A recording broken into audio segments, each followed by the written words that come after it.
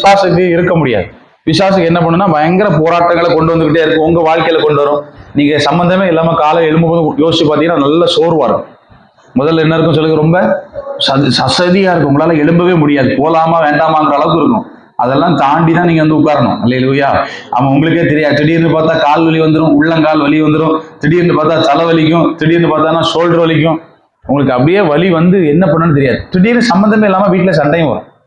சண்டை வந்து இந்த எரிச்சல் கோபம் எல்லாம் வந்து ஒரு மாதிரி கலக்கமா இருக்கும். உங்க பிள்ளைங்க நீங்க சொல்ல பேச்ச கேட்காது, போகாதன்னா அங்கதான் போகும். எதுக்கு அவனுக்கு அவசியமா எதுன்னு கேட்டதுன்னா ஆமா அது அவசியம் தான் சொல்லி சண்டை போடும். இதெல்லாம் பார்த்துக்கிட்டு நீங்க சோர்ந்து போயிடக்கூடாது. ஏன் அப்படின்னா நம்ம எதுக்காக ஜெபம் பண்ணிட்டு இருக்கிறோம், சாபத்திலிருந்து விடுதலையை நம்ம வாங்கும்படியாக நம்ம தேவனுடைய சமூகத்துல நம்ம கேட்டுக்கொண்டிருக்கிறோம். அதே போல வேலையில சோர்வு வரும், அசதி வரும். வேலையில பாத்தீங்கன்னா திடீர்னு பார்த்தா வருமானம் குறைஞ்ச மாதிரி இருக்கும். பயப்படாதீங்க, பிசாசுக்கு பயந்துட்டான். பிசாசு அந்த இடத்துல ஒரு சூழ்நிலையில ஒரு மாற்றத்தை அவன் பார்த்த உடனே பயந்துட்டான். அப்படி ஜெபிக்கும் பொழுதுதான் அந்த சாபத்துல இருந்து விடுதலை வரும். இன்னைக்கு இந்த இடத்துல கூடி வந்திருக்கிறோம், 2 மணி நேரம் 1 மணி நேரம் 3/4 மணி நேரம் நல்ல துதி அப்படின்பதாக நல்ல ஜெபிக்கிறோம். அடுத்தபடியாய் வசனங்களை சொல்லி நம்ம கேட்கிறோம். அதுல இருந்து எல்லாம் பார்க்கும்போது ஒரு விடுதலையை நம்ம கண்டிப்பா பெற்றுக்கொள்ள வேண்டும். அப்பதான் இந்த இடத்துல உட்கார்ந்து இருக்கிறதுக்கு ஒரு வந்து ஒரு பிரயோஜனமான காரியமாக மாறும். அதனாலதான் தேவ சமூகத்துல காத்திருந்து கஷ்டத்தின் பாதையிலும் போராட்டத்தின் பாதையிலும் உட்கார்ந்து இருக்கிறோம். அல்லேலூயா. வார்த்தைகளை சொல்றேன், இன்னும் இப்பதான் செய்தி ஆரம்பிக்க போகிறேன். அந்த செய்தியை நீங்கள் நல்ல கவனமாய் கவனிக்கும்படியாய் உங்களை அன்பாய் தயவாய் கேட்டுக்கொள்கிறேன். ஒவ்வொரு தடவையும் நான் நம்ம சபையில உணர்வு பூர்வமான வார்த்தைகளையும் தேவனுடைய சத்தத்தையும் கேட்கும்படிக்கு கர்த்தர் நமக்கு கிருபை பாராட்டி இருக்கிறார். நம்ம இந்த சாபத்திலிருந்து விடுதலை குறித்து நாம் கலாத்தியர் புஸ்தகத்திலிருந்து நாம் தியானித்து வருகிறோம். கலாத்தியர் புஸ்தகம் முழுவதும் தியானித்து வருகிறோம். அதுல விசுவாசத்தை எப்படி நம்ம விசுவாசத்தின் மூலமாய் நாம் எப்படி நீதிமானாக்கப்படுகிறோம் என்பதை குறித்தெல்லாம் 2 நாட்கள், அதாவது 2 நேரங்கள், காலையிலையும் சாயங்கால வேளையிலும் நம்ம கற்றுக்கொண்டோம். இப்பொழுது நாம் மனுஷருக்குள்ளே உறுதி பண்ணப்பட்டதான உடன்படிக்கையையும் வாக்கு தத்தத்தின் ஆசீர்வாதத்தையும் 2 ஆசீர்வாதங்கள் இதுல உண்டாயிருக்கிறது. அதை குறித்து இன்னைக்கு நம்ம தியானிக்க போகிறோம். 3வது அதிகாரத்தை திருப்பிக் கொள்வோம். முதல்ல ஆரம்பிக்கும் போதே எப்படி ஆரம்பிக்கிறார் வாசிங்க. 1வது வசனம், புத்தி இல்லாத கலாத்தியரே. சொல்லுங்க, எப்படி வாசிக்கிறாரு? புத்தி இல்லாத கலாத்தியரே அப்படின்னு சொல்லி ஆரம்பிக்கிறார். நம்முடைய நேரத்தில் நம்முடைய வாழ்க்கையிலும் சில நேரங்கள்ல நம்மளை நாமளே பார்த்து நமக்கு புத்தி இருக்கா, உனக்கு அறிவு இருக்கா, நீ எப்படி இருக்க, நல்லா இருக்கியான்னு சொல்லி கேட்கிற அனுபவம் வேணும். அல்லேலூயா. அந்த புத்தி இல்லாத கலாத்தியரே, நீங்கள் சத்தியத்திற்கு கீழ்ப்படியாமல் போகத்தக்கதாக உங்களை மயக்கினவன் யார்? இன்னைக்கு இன்றைய சூழ்நிலையில சபையில் காணப்படுகிற ஒவ்வொரு விசுவாசிகளுக்கும் இந்த சத்தியத்திற்கு கீழ்ப்படியாக போகும்படியாய் சில சூழ்நிலையில நம்மளை மயக்கி வேறு திசைக்கு நம்மளை வழி விலக்குகிற சில சூழ்நிலைகள் காணப்படுகிறதா இருக்கிறது. அல்லேலூயா. அப்ப நம்மள சத்தியத்தை விட்டு விலக்கி வேற ஏதாவது ஒரு வார்த்தையை பேசி காரியங்களை பேசி எடுத்து நம்மளை மயக்கி நம்மளை அப்படியே மயக்க நிலைமையிலேயே வச்சுக்கிடுவாங்க. ஆண்டவருடைய சத்தியத்தை உணர்ந்து அந்த சத்தியத்துல நிலைநிற்க முடியாது, சத்தியத்தையே காணாது, சத்தியத்தையே கேட்க முடியாது, சத்தியமுள்ள வார்த்தை கேட்கவே முடியாது. சத்தியத்தின் வார்த்தைகளை நம்ம இருதயத்துக்குள்ள போகாம இருதயம் மந்த நிலைமையாய் மாறிடும். இருதயத்திலையும் சரி மனசுலையும் சரி ஒரு சோர்வு வந்துடும். அந்த சோர்வினால நீங்க திரும்ப திரும்ப திரும்ப எப்படியாவது சத்தியத்திற்குள்ள நான் நடக்கணும்னு நினைப்பிக்க முடியாது. ஒரு 3 மாசம் நீங்க சோர்வடைஞ்சிட்டீங்கன்னா உங்களை மறுபடியும் திரும்ப சத்தியத்துக்குள்ள கொண்டு வந்து கீழ்ப்படிய பண்ணதுக்கு பயங்கர போராட்டமாயிரும். அல்லேலூயா. அதனால ஆரம்பத்துல இருந்தே சத்தியத்துக்கு என்ன பண்ண நம்ம கீழ்ப்படியணும். ஆனா இந்த ஜனங்கள் சத்தியத்திற்கு கீழ்ப்படியாம அவங்க அப்படியே வழி விலகுறாங்க. எதற்குனா அங்க நியாய பிரமாணம் ஒரு காரியத்தை வச்சுதான் அவங்க போராடுறாங்க. நியாய பிரமாணத்தினால நான் சொல்லிட்டேன், விருத்த சேதனத்தை குறித்து பேசப்பட்டது. அந்த விருத்த சேதனம் பண்ணியே தீரணும்னு சொல்லி அவ்வளவு போராட்டம் நடக்குது. ஆனா இங்க பவுல் சொல்லுகிறாரு, என்ன வாசிங்கம்மா, நீங்க எங்க ஆரம்பம் பண்ணினீங்க? 3வது வசனம் வாசிங்க. நீங்க ஆவியினாலே, சொல்லுங்க எப்படி ஆரம்பம் பண்ணணும்? ஆவியினால ஆரம்பம் பண்ணின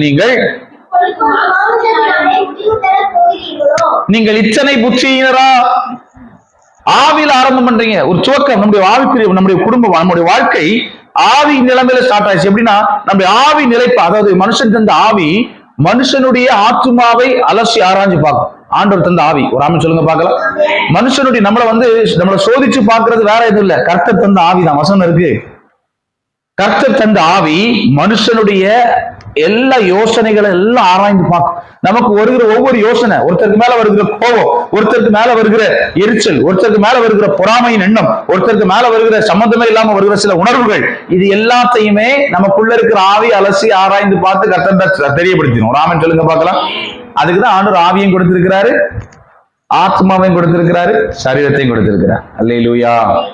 இப்போ இதன்படி பார்க்கும்போது ஆவியில இவங்க ஆரம்பம் பண்ணுனாங்க, ஆனா முடிக்கிறது எங்க முடிக்கிறாங்கன்னா மாம்சத்துல. காதுகளால கேட்கப்பட்ட எல்லா காரியத்திலையும் நலமானதை எடுத்துக்கொள்ள வேண்டும். எல்லாம் நலமானதுல கேட்கறது எல்லாமே நல்லதா? உலகத்துல கேட்கிற எல்லாத்திலயுமே தீமை இருக்கு. சொல்லி தெரிஞ்ச எல்லா காரியத்திலுமே தீமை இருக்கு. ஒவ்வொரு இடத்துலயும் பைபிள் காலேஜஸ்லயே பாத்தீங்க அப்படின்னா இன்னைக்கு ஆவியில பலனாய் மாற்றப்பட வேண்டிய இடங்கள் எல்லாம் இருக்கு.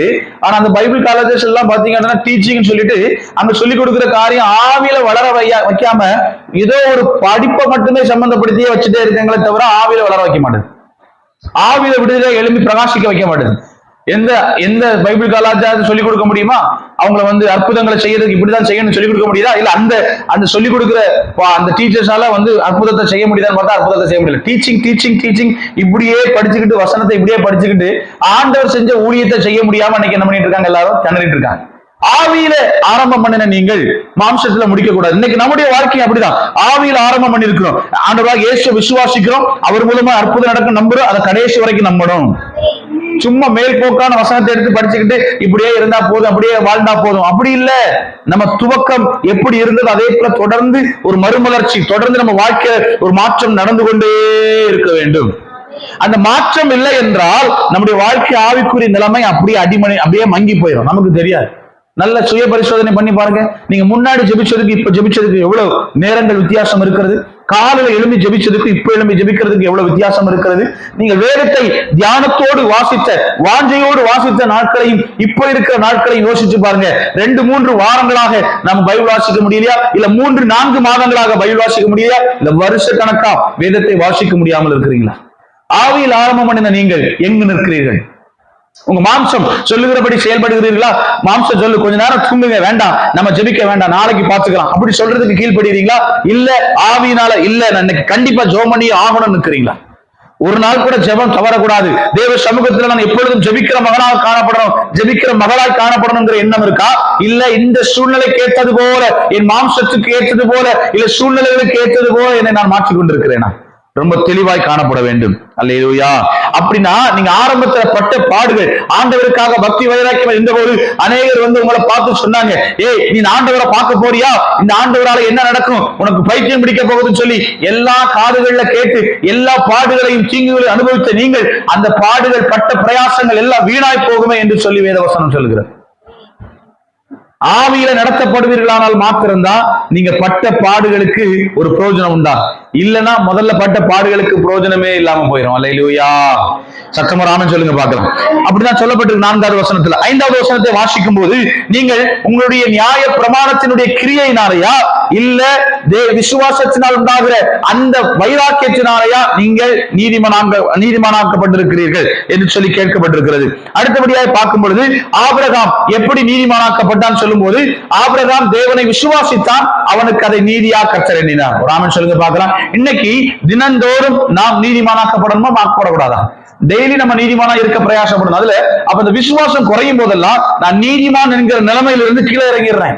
அதனால அந்த விசுவாசத்தை என்னுடைய வாழ்க்கையில அது எங்கேயுமே பிறழாமல் அடி பிசகாமல் தெளிவா அந்த விசுவாசத்துல நம்ம நடக்க பழக வேண்டும். விசுவாசத்தை கற்றுக் கொடுக்க முடியுமா? யாரும் கற்றுக் கொடுக்க முடியாது. விசுவாசம் உங்களுக்குள்ளே நீங்க ஜெபிக்க ஜெபிக்க ஜெபிக்க ஜெபிக்க தான் விசுவாசம் வளரும். அல்லேலூயா. ஜெபிக்காதவங்களுக்கு விசுவாசம் வளராது. வேதத்தை சரியாக தியானிக்காதவர்களுக்கு விசுவாசம் வளராது, சோர்ந்து போயிடுவாங்க. கொஞ்ச நேரம் கொஞ்சம் வார்த்தைகளை மாத்திரம் கேட்பாங்க. சபையில வார்த்தைகளை கேட்டு பின்பதாக வீட்டுக்கு போகும்போது அந்த விசுவாசம் சுத்தமா காணாது. மறுபடியும் தேடி பாஸ்டர் தேடி வருவாங்க. ஏன்? அவங்க ஜெபிக்கல, வேதத்தை வாசிக்கல. வேதத்தை வாசிச்சும் ஜெபிக்கவும் செஞ்சிருந்தா அந்த விசுவாசம் அவர்களுக்குள்ள வேர்பற்றி அழகாய் கனி கொடுக்கிறதாய் மாறி வரும். அல்லேலூயா. ஆனா இன்னைக்கு என்ன நடக்குது? வீட்டுக்கு போயிட்டு செய்தியை கேட்டுட்டு ஓடி போயிட பண்றோம், மற்ற வேலைகளை பார்க்க எல்லாம் தூங்கிடுறாங்க. அல்லேலூயா. அப்போ ஆபிரகாம் நீதிமானாய் எண்ணப்பட்டதற்கு அடையாளமாய் இருக்கிற இந்த விசுவாசம் ஒரு மனுஷனுடைய வாழ்க்கையில் இருக்கிற சாபத்தை மாற்றி விடும். ஆபிரகாமுக்கு குழந்தை இல்லாமல் இருந்தது. அவன் நீதியா எண்ணப்பட்ட போது, அவன் விசுவாசத்தை கர்த்தர் நீதியா எண்ணின போது அந்த சாபத்தை கர்த்தர் முற்றிலுமாய் மாற்றினார்.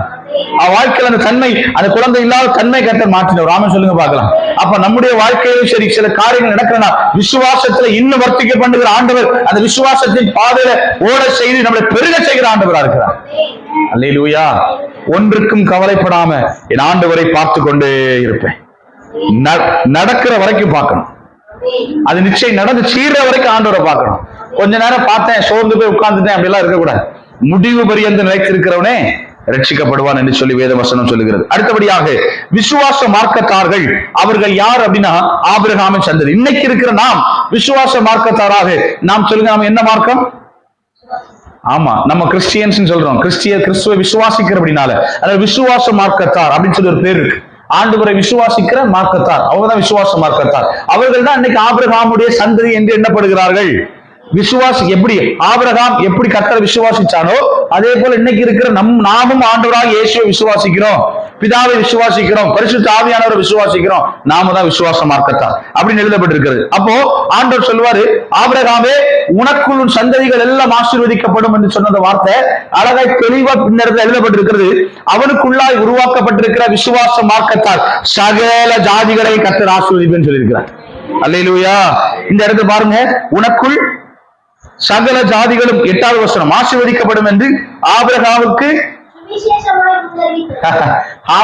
ஆண்டவர் சுவிசேஷம் சொல்லியிருக்காரு. பாருங்க எங்க சொல்லியிருக்காரு ஆண்டவர்? ஆபிரகாமுக்கு சுவிசேஷம் சொல்லி இருக்கிறாரு. நமக்கு இன்னைக்கு சுவிசேஷம் இன்னைக்கு வந்தது. ஆனா ஆபிரகாமுக்கு அத்தனை வருஷத்துக்கு முன்னாடி ஆண்டவர் சுவிசேஷமா உனக்குள்ள இருக்கிற சகல ஜாதிகளை நான் ஆசீர்வதிப்பேன். ஆண்டவருக்குள்ள வருகிற எந்த மனுஷனை கர்த்தர் பிரகாசிக்க பண்ணுகிறார். எந்த மனுஷனையும் பிரகாசிப்பிக்கிற மெய்யான ஒளியாக நம் இயேசு இருக்கிறார். அல்லேலூயா. எந்த மனுஷனையும் அவர் மாற்ற முடியும். எந்த மனுஷனுடைய வாழ்க்கை எப்படிப்பட்ட பரிதாபமான நிலைமையா இருந்தாலும் சரி, எப்படிப்பட்ட கேடுகட்டு வாழ்க்கையை அப்படியே தாழ்ந்து போய் இருந்தாலும் சரி, அந்த வாழ்க்கையை கர்த்தர் எடுத்து உயர்த்த முடியும். ஒன்னே ஒண்ணுதான், விசுவாசம். அல்லேலூயா. சத்தம் ராமன் சொல்லுங்க பார்க்கலாம். இந்த இடத்துல சொல்லப்பட்டபடி இன்னொரு வார்த்தை இருக்கிறத நம்ம வாசிக்க போகிறோம்.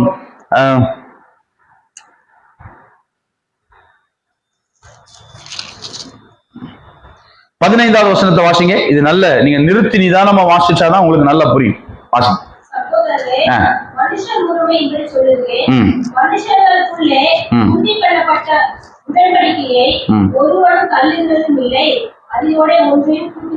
அதாவது மனுஷர்களுக்குள்ள இப்படிதான் நடந்துக்கிடணும். 2 பேர் கை கொடுத்து சரி இந்த முடிவை நம்ம 2 பேர் சேர்ந்து எடுத்துக்கிறோம் அப்படின்னு சொல்லி முடிவு எடுக்கும் போது அந்த முடிவுல ஒன்னையும் சேர்க்க மாட்டாங்க, ஒன்னை என்ன பண்ண மாட்டாங்க.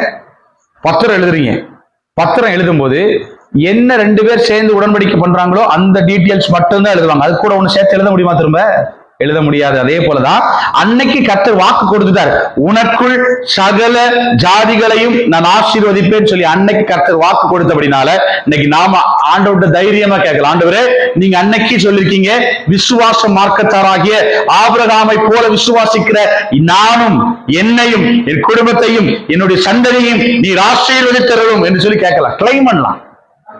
அல்லேலூயா. ஆண்டவர் சொல்லிட்டார், திரும்ப மாற்ற மாட்டாரு. அதனால தைரியமா நம்ம என்ன பண்ணலாம், ஆண்டவரிடத்துல என்ன ஆசீர்வதிங்க அப்படின்னு சொல்லி கேட்கலாம். பிதாவே, பரிசுத்த ஆவியானவரே, இயேசு கிறிஸ்துவே என்ன ஆசீர்வதிங்க. அல்லேலூயா.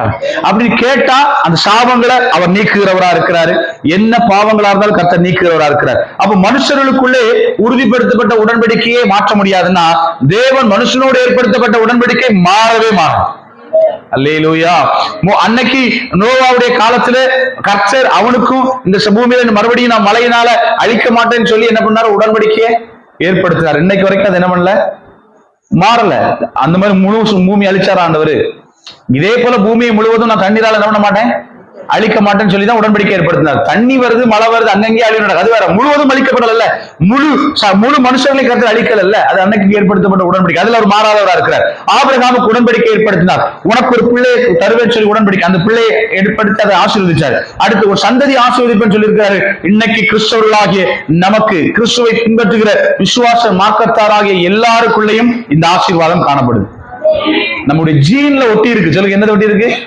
நம்முடைய ஜீன்ல இருக்கு. அது கர்த்தர் வச்சிருக்கிற அந்த ஜீன்ல இருக்கிற பாவம் ஜீன்ல தொடருமானா கர்த்தர் தந்த வாக்கு தத்தப்ப நம்ம ஜீன்ல தொடரும். அல்லேலூயா. விசுவாசம் அவனோட கேட்கணும், என் ஆசீர்வதிங்க, என் சாபம் மாறணும், என் கடன் மாறணும், என் பிரச்சனை மாறணும், எல்லாம் மாறும்படியா உங்களுடைய சமூகத்தில் அர்ப்பணிக்கிற மாற்றிட்டாங்கன்னு சொல்லி கேட்டுக்கிட்டே இருக்கு. நடந்து போகும்போதெல்லாம் கர்த்தாவே என்னை ஆசீர்வதிங்க, என்னை பலப்படுத்துங்க, எனக்கு விரோதமாக உருவாக்கப்படுகிற எந்த ஆயுதம் வாய்க்காதே போகட்டும் சொல்லி திரும்ப திரும்ப திரும்ப திரும்ப சொல்லிட்டே இருங்க. நாவுகள் அறிக்கை பண்ணி கொண்டே இருக்கட்டும், உடன்படிக்கை நினைவுபடுத்திக் கொண்டே இருங்க ஆண்டவரிடத்துல. அதை கர்த்தர் நிறைவேற்றுகிறவரா இருக்கிறார். அல்லேலூயா. அடுத்தபடியாக இந்த ஒரு வசனத்தை வாசிக்க போறோம். 16ல உன் சந்ததிக்கு என்று ஒருவனை குறித்து சொல்லி இருக்கிறார். சொல்லுங்க, யாரை குறித்து சொல்லி இருக்கிறாரு? இயேசு கிறிஸ்து. ஆபிரகாமின் சந்ததியில யார் வந்தா?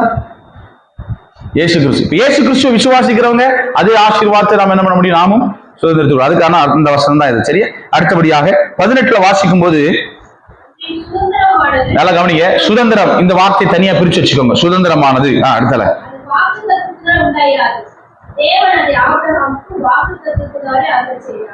வாக்கு சுதந்திரமானது நியாய பிரமாணத்தினாலே உண்டானால், அது வாசிக்க முடியா? ஆமா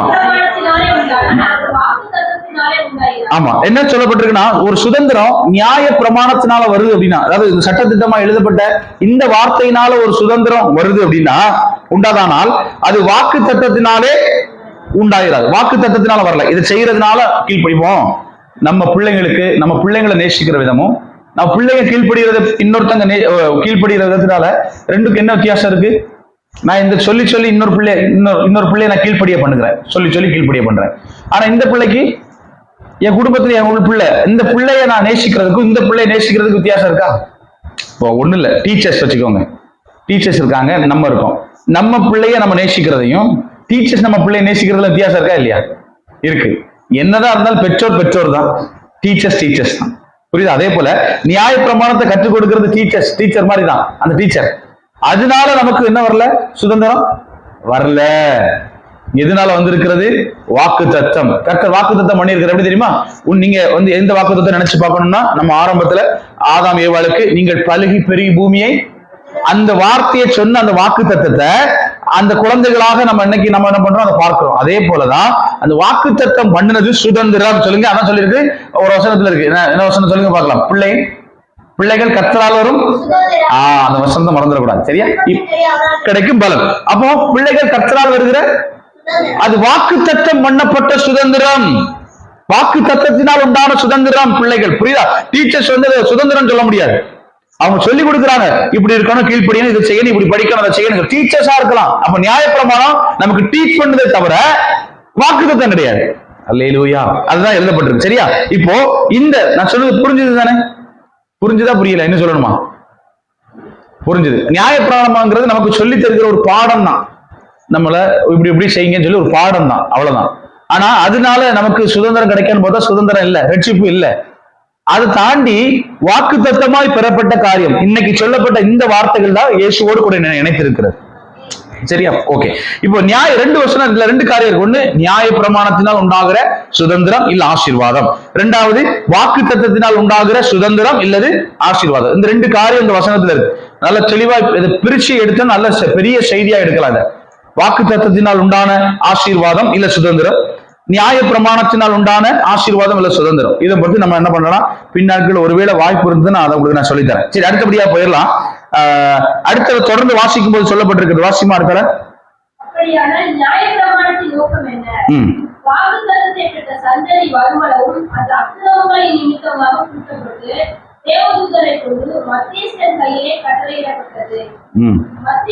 இருபத்தொன்னு வாசிமா.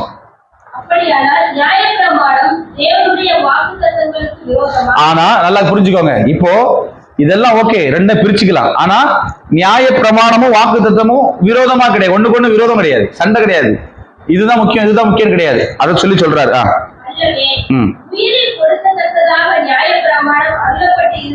கவனிங்க, உயிரை கொடுக்கத்தக்கதாக நியாய பிரமாணம் என்ன பண்ணல, நமக்கு அருளப்படல. அந்த இடத்துல எல்லாம் பாத்தீங்கன்னா கட்டளைகள் மட்டும்தான் இருக்கும். உயிரை கொடுக்கறதுக்கு அந்த இடத்துல எதுவுமே இல்லை.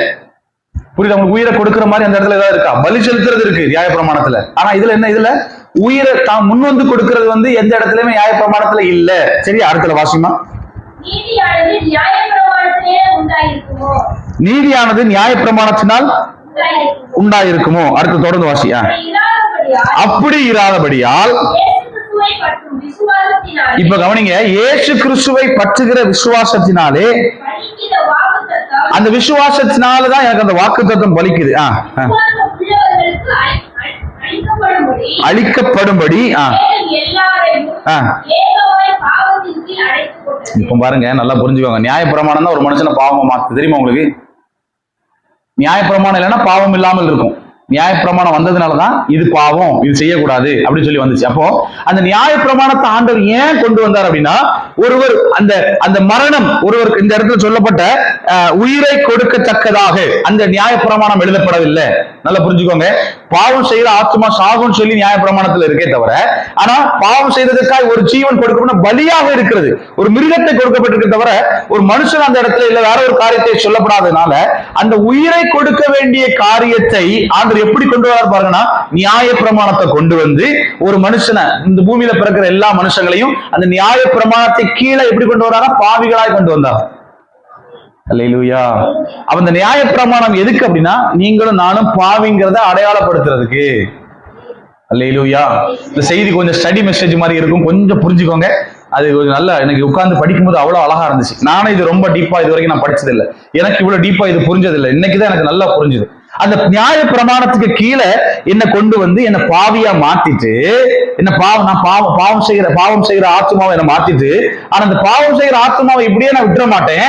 இந்த நியாய பிரமாணத்தை தாண்டி ஒரு வாக்குத்தத்தத்தை கொடுக்கிறேன். இந்த ஜனங்களை நான் ஆசீர்வதிக்க முடியாது, என் ஜீவனையே கொடுக்கிறேன். அந்த வசனம் தான் இது. உயிரை கொடுக்கிற நியாய பிரமாணம் இல்ல, ஆனா என் உயிரை கொடுத்து நியாய பிரமாணத்தினால் உண்டான பாவத்தை உடைத்து என் ஜனங்களை நான் மீட்டுக் கொள்வேன். அல்லேலூயா. எவ்வளவு அழகான காரியம் இல்ல இது? எவ்வளவு அதிசயமான ஒரு காரியம். வாசிக்கும் போது அவ்வளவு அழகா இருக்கு. அப்படி என்ன கர்த்தர் மீட்டு எடுத்திருக்கிறார். அப்போ அப்படி இராதுன்னா அந்த இது இயேசுவை பற்றுகிற விசுவாசம். இன்னைக்கு எந்த மனுஷனுக்கும் நியாயப்பிரமாணத்தின் போல வலி செலுத்த வேண்டியது இல்லைங்கிறது ஏன் அப்படின்னா, இன்னைக்கு இயேசு அந்த நியாயப்பிரமாணத்தில் உண்டான பாவத்தை அவர் நிராகரிச்சதுனால அவரை யார் விசுவாசிக்கிறாங்களோ அவருடைய பாவங்களை, நம்முடைய சாபங்களை எல்லாம் கர்த்தர் என்ன பண்ணுகிறார்? மாற்றுகிறார். அல்லேலூயா. அது என்ன அப்படின்னா, விசுவாச வாக்குத்தத்தம். இதுக்கு பேர் என்ன? விசுவாசம் உள்ள வாக்குத்தத்தம். சரி, ஓகே. அடுத்தபடியாக 24வது வசனம் இதை வாசி முடிச்சாதான் உங்களுக்கு புரியும். இப்போ வாசிமா 23 வாசி.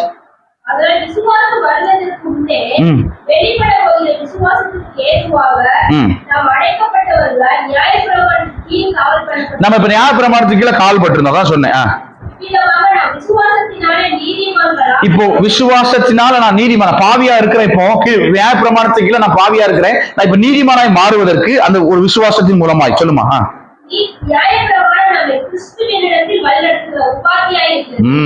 நியாயப்பிரமாணம் எனக்கு கிறிஸ்துவுக்கு நேரம் என்ன வழி நடத்துறதுக்கு இன்னொரு ஒரு வழியா இருந்துச்சு, அவ்வளவுதான். நியாயப்பிரமாணம் எனக்கு ஒரு வழி. அடுத்தது, ஆனா அந்த விசுவாசம் வந்த பின்பு நான் அந்த நியாயப்பிரமாணத்துக்கு கீழானவன் அல்ல. அல்லேலூயா. அந்த பாதை, அந்த காமிச்சு கொடுத்த அந்த உபாத்தியன்னு சொல்லப்படக்கூடிய அந்த நியாயப்பிரமாணத்துக்கு நான் கீழானவன் அல்ல.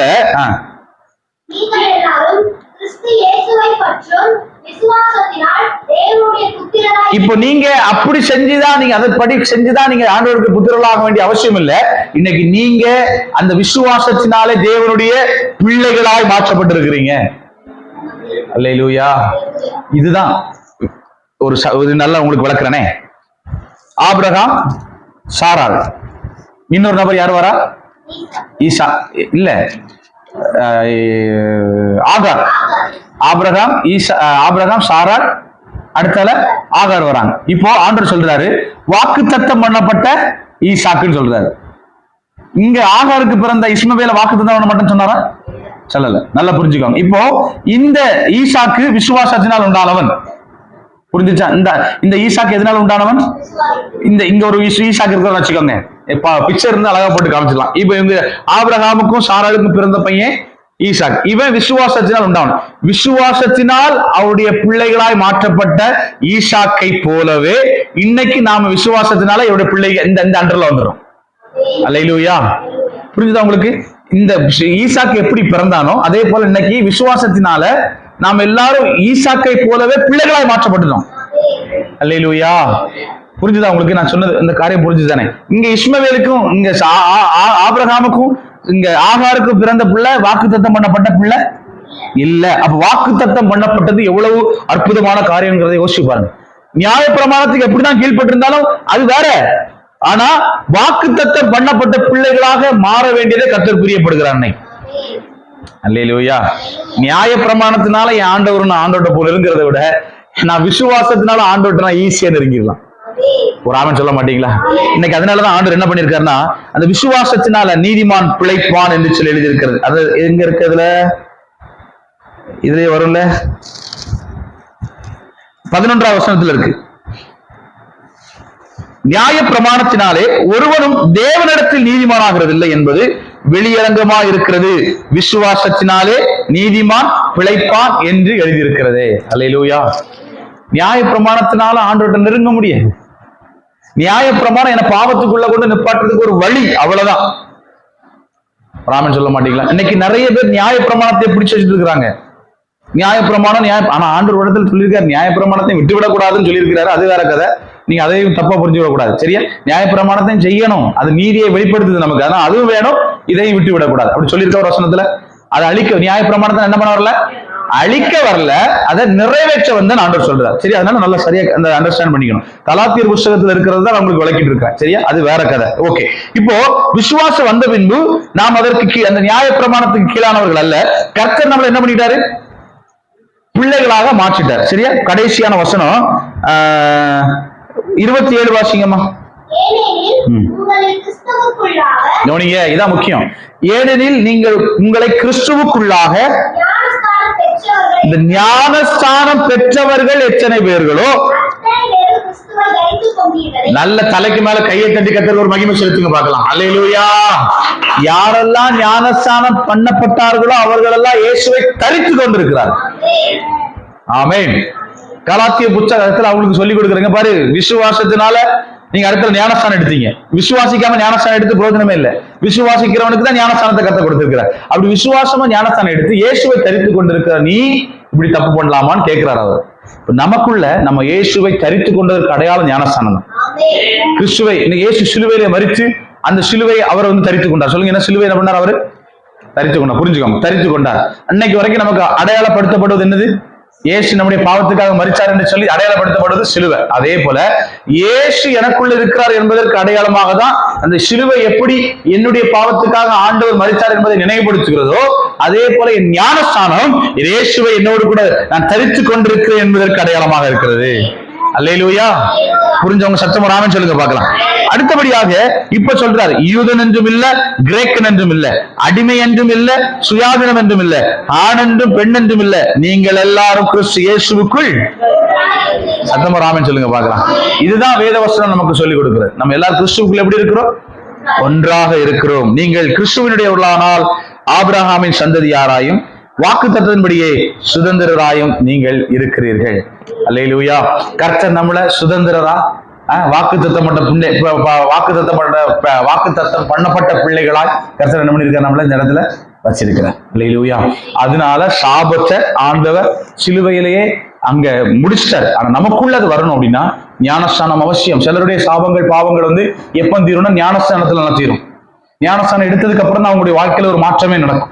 சிலருக்கு அப்படி இருக்கும். சரியா? சிலருக்கு அபிஷேகம் பண்ணப்பட்டதுக்கு பின்பதாக தான் சிலருடைய வாழ்க்கையில சில காரியங்கள் மாறும். அது ஆண்டவர் ஒவ்வொருத்தருக்கும் ஒவ்வொரு சில வழிமுறைகள் வச்சிருக்கிறாரு. ஆனா ஆண்டவராக இயேசு சிலுவையிலே சாபத்தை பாவத்தெல்லாம் நிராகரிச்சிட்டாரு. ஆனா நம்ம வாழ்க்கையில தொடர்கிற பாவத்தினால நம்முடைய சில காரியங்களால நம்முடைய வாழ்க்கையில அப்படியே ஒட்டிக்கிட்டு இருக்கும். அதை நீக்கிறதுக்கு ஞானஸ்தானம், அபிஷேகம், அதே போல ஆண்டவருடைய பற்றுகிற விசுவாசம். முதல்ல விசுவாசம், அடுத்தல ஞானஸ்தானம், அடுத்தல அபிஷேகம். இந்த 3 காரியம் ஒரு மனுஷனுக்கு மிக மிக மிக முக்கியமான ஒன்றாக காணப்படுகிறது. அல்லேலூயா. இவன் ஏசியனை விடுதலை ஆக்கிட்டாருன்னு சொல்லிட்டு அதை திரும்ப பாவம் செய்யலாமா? அது பாவம் செய்யக்கூடாது. ஏசியனை விடுதலை ஆக்கிட்டாரு. ஆனா ஒண்ணு வச்சிருக்கிறார், நான் பாவம் செஞ்சா திரும்ப ஆண்டவர் இடத்துல போய் நான் மன்னிப்பு கேட்க முடியும். நியாயப்பிரமாணம் என்ன பாவின்னு குற்றம் தீர்க்கும். ஆனா இயேசுனுடைய விசுவாசமோ என் பாவத்திலிருந்து மறுபடியும் ஒரு மன்னிப்பை, மறுமீட்பை எனக்கு திரும்ப தரும். ஒரு ஆமென் சொல்லுங்க பார்க்கலாம். ஆமா, இப்ப நான் நியாயப்பிரமாணத்துக்கு கீழே போய் நிற்க போறேனா, இல்ல இயேசு கிறிஸ்துவுடைய விசுவாசத்துக்கு கீழே போய் நிற்க போறேனா? நீங்க ஏன் இப்படி வந்து போராட்டம் பண்ணிட்டு இருக்கீங்க கலாத்தியரே, புத்தி இல்லாத கலாத்தியரே அப்படின்னு சொல்லி என்ன பண்றாரு இந்த அதிகாரத்துல அவங்கள பார்த்து சொல்றாங்க. சொல்றது புரிஞ்ச ஒரு ஆமென் சொல்லுங்க பார்க்கலாம். இந்த கலாத்தியர் புஸ்தகம் உங்க மனசுல அப்படி நல்லா தெளிவா இருக்கா? நல்ல தெளிவா புரிஞ்சிருச்சா? கலாத்தியர் புஸ்தகம் தான் முதல் முறையா எழுதப்பட்ட இந்த நியூ டெஸ்டமென்ட், புதிய ஏற்பாட்டினுடைய முதல் புஸ்தகம் AD 49 எழுதப்பட்டது. அந்த நாட்கள்ல இருந்த ஏசியா மைனர் அப்படின்னு சொல்லப்படக்கூடிய இடங்களுக்கு உட்பட்டதான பகுதி துருக்கி என்று இன்றைக்கு அழைக்கப்படுகிற அந்த இடம் தான். அதுல நிறைய லவ்தோக்கியா இன்னும் நிறைய சபைகள் காணப்பட்டதுல மைய பகுதியாக காணப்படுகிறது. அங்க இருக்கிற ஜனங்களுக்கு ஆண்டவராகிய இயேசுவை பற்றுகிற விசுவாசத்தினாலே பெறப்பட்டதான அந்த ரட்சிப்பை அவங்க கலைக்கும்படியா நிறைய பேர் வித்தியாசமா யூதர்கள் வந்து அங்க நிறைய தவறான உபதேசங்களை அங்க உபதேசிக்கிறாங்க. அந்த உபதேசங்கள் எல்லாம் பார்க்கும்போது அங்க இருக்கிற ஜனங்களுக்கு அப்படி வழி விலக வேண்டிய அநேக இடங்கள் வருது. விருத்த சேதனம் முன்ன வச்சு பயங்கர குழப்பத்தை உண்டாக்குறாங்க.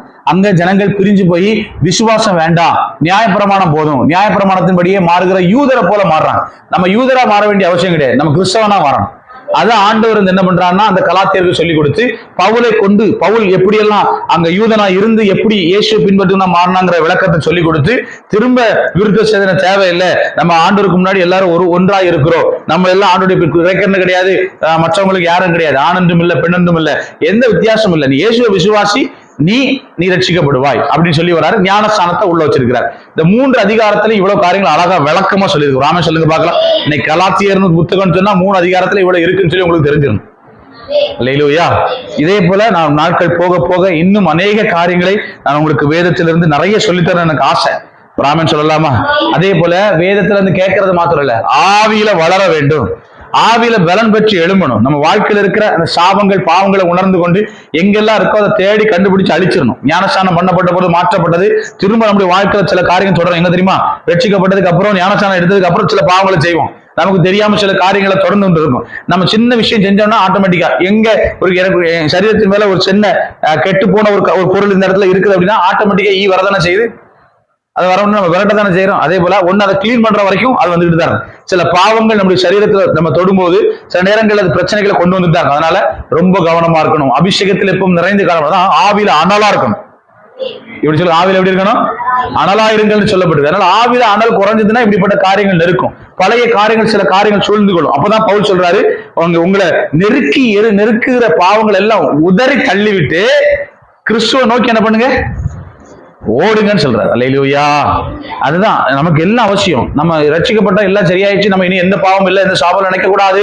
இன்னைக்கு நிறைய பேர் பண்ற சில காரியங்கள் அதுதான். சாபத்தை எல்லாம் ஆண்டவர் நீக்கிட்டாரு, சாபமே இனி இல்ல அப்படின்லாம் சொல்லி அப்படியே நின்னுக்கிறோம். ஆனா தாண்டி நம்முடைய செய்கையினால சில சூழ்நிலைமையினால நம்முடைய வாழ்க்கையில மறைமுகமாய் தொடர்கிற சில சாபங்கள் சில பாவங்கள் இருக்கும். அதை நம்ம இந்த நாட்கள்ல என்ன பண்ண போகிறோம்? தேவனுடைய சமூகத்துல கேட்டு அதை முற்றிலுமாய் அழிக்க போகிறோம். அல்லேலூயா. அதுக்கப்புறம் ஆவியில் எப்படி இருக்கணும்? சரி, கண்களை முடிச்சோம்னோமா? பரிசுத்தமான பிதாவே உங்களுடைய சமூகத்தில் ஒப்பு கொடுக்கிறோம்.